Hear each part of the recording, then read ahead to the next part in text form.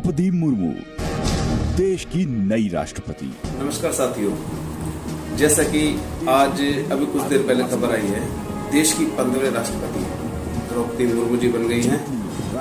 देश की 15वीं राष्ट्रपति एक आदिवासी महिला। देश के लिए बड़े सौभाग्य की बात है।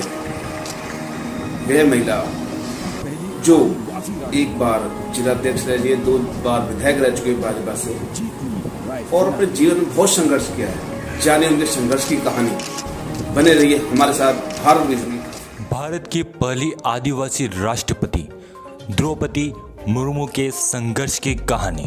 दोस्तों, आज हम इस वीडियो में श्रीमती द्रौपदी मुर्मू जी का परिचय, उनका कैरियर, निजी जिंदगी और आदिवासियों संबंधित उनके कार्य आदि के बारे में जानेंगे। आप इस वीडियो को लाइक करके हमारा चैनल सब्सक्राइब कर लेवें। द्रौपदी मुर्मू जी का परिचय।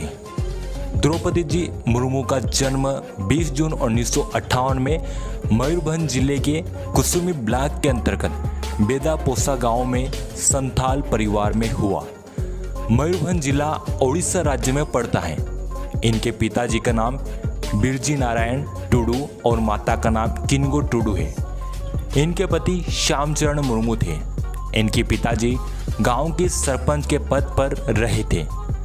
बचपन से ही द्रौपदी मुर्मू मेधावी छात्र रही। उनको पढ़ाई लिखाई में काफ़ी रुचि थी। उन्होंने वर्ष 1969 में रामादेवी महिला महाविद्यालय से बीए की डिग्री प्राप्त की। द्रौपदी मुर्मू जी का कैरियर। द्रौपदी मुर्मू जी का जीवन बेहद संघर्ष में रहा। वे बेहद गरीब आदिवासी संथाल परिवार में जन्मी थी।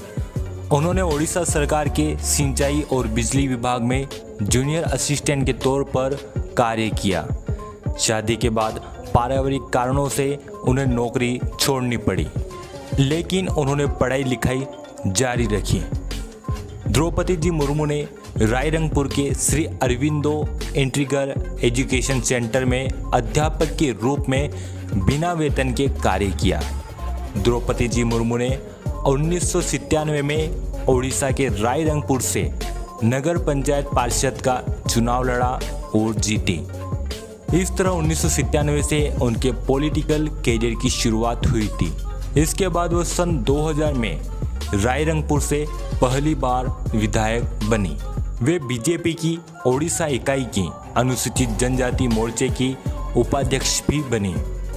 सन 2000 से 2004 के बीच वे ओडिशा सरकार में स्वतंत्र प्रभाव से राज्य मंत्री के रूप में वाणिज्य एवं ट्रांसपोर्ट विभाग के पद पर विराजमान रही। इसी बीच वे पशुपालन और मत्स्य विभाग में राज्य मंत्री के रूप में भी रही।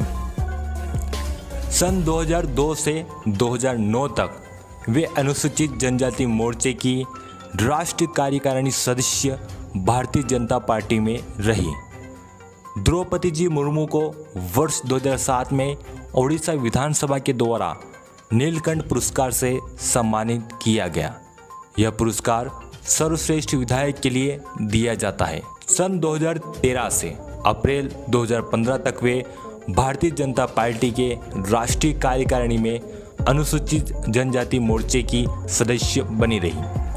सन 2015 से 2021 तक वे ओडिशा की पहली महिला के रूप में झारखंड की राज्यपाल रही।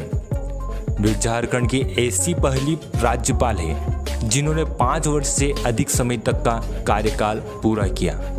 उन्होंने विश्वविद्यालय में चांसलर पोर्टल शुरू किया, जिससे सीधे विद्यार्थियों का नामांकन हुआ और विद्यार्थियों को फायदा मिल सका। निजी जीवन। द्रौपदी जी मुर्मू की शादी श्यामचरण मुर्मू से हुई थी, लेकिन कम उम्र में ही उनका निधन हो गया। उनकी 3 संतानें थीं, लेकिन इनमें से दोनों बेटों की मौत असमय हो गई। उनके एक बेटे लक्ष्मण मुर्मू की मौत अक्टूबर 2009 में संदिग्ध परिस्थितियों में हो गई थी। तब वह सिर्फ 25 साल के थे। तब की मीडिया रिपोर्टों के अनुसार वे भुवनेश्वर अपने दोस्तों के साथ होटल में डिनर के लिए गए थे। वहां से लौटने के बाद उनकी तबीयत खराब हो गई। तब वो अपने चाचा के घर में रहते थे। उन्होंने घर लौटकर सोने की इच्छा जाहिर की और उन्हें सोने दिया गया। सुबह बहुत देर तक उनके कमरे का दरवाज़ा नहीं खुला तो उन्हें पहले एक निजी अस्पताल और बाद में वहां के कैपिटल हॉस्पिटल में ले गए, जहां डॉक्टरों ने उन्हें मृत घोषित कर दिया। द्रौपदी जी मुर्मू की एकमात्र जीवित संतान उनकी बेटी इतिश्री मुर्मू है। उनकी शादी गणेश चंद्र हेम्ब्रम से हुई। वे रायरंगपुर के रहने वाले हैं। इनकी एक बेटी आद्याश्री है। यह रांची में रहते हैं। द्रौपदी मुर्मू को जब उनके पति के बाद दोनों बेटे भी छोड़ चले थे, तब उन्होंने बच्चों को निःशुल्क पढ़ाना और समाज सेवा का कार्य शुरू किया। द्रौपदी मुर्मू और आदिवासी। द्रौपदी मुर्मू संथाल आदिवासी समुदाय से आती हैं।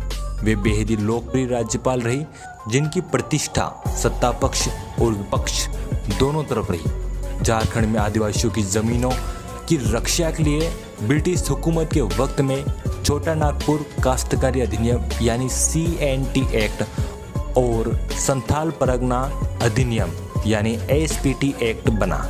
इस एक्ट के बनने के बाद कोई भी गैर आदिवासी किसी भी आदिवासी व्यक्ति की जमीन नहीं खरीद सकता था।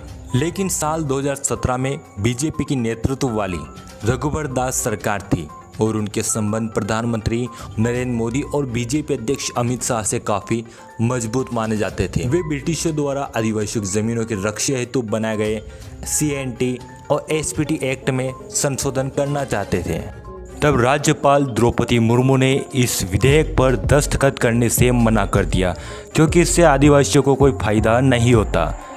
रघुवर दास की सरकार के समय ही पत्थलगड़ी विवाद हुआ तो द्रौपदी मुर्मू ने आदिवासी स्वशासन व्यवस्था के तहत बने ग्राम प्रधानों और मानकी मुंडाओं को राजभवन में बुलाकर उनसे बातचीत की और इस मसले के समाधान की कोशिश की। जब झारखंड में हेमंत सोरेन की सरकार बनी, तब उन्होंने जनजाति परामर्शदात्री समिति के गठन में संशोधन से संबंधित विधेयक राज्यपाल की मंजूरी के लिए भेजा, लेकिन द्रौपदी मुर्मू ने उसे सरकार को लौटा दिया। द्रौपदी मुर्मू ने जनजाति भाषाओं को विश्वविद्यालयों में पढ़ाने के निर्देश दिए। इसी कारण विश्वविद्यालयों में लंबे वक्त से बंद पड़ी झारखंड की जनजाति और क्षेत्रीय भाषाओं के शिक्षकों की नियुक्ति फिर से होने लगी। द्रौपदी मुर्मू सभी धर्म का सम्मान करने वाली महिला है। उम्मीद है दोस्तों आपको ये वीडियो पसंद आया होगा। इस वीडियो को अधिक से अधिक शेयर करें, इस वीडियो को लाइक करें। आप कमेंट में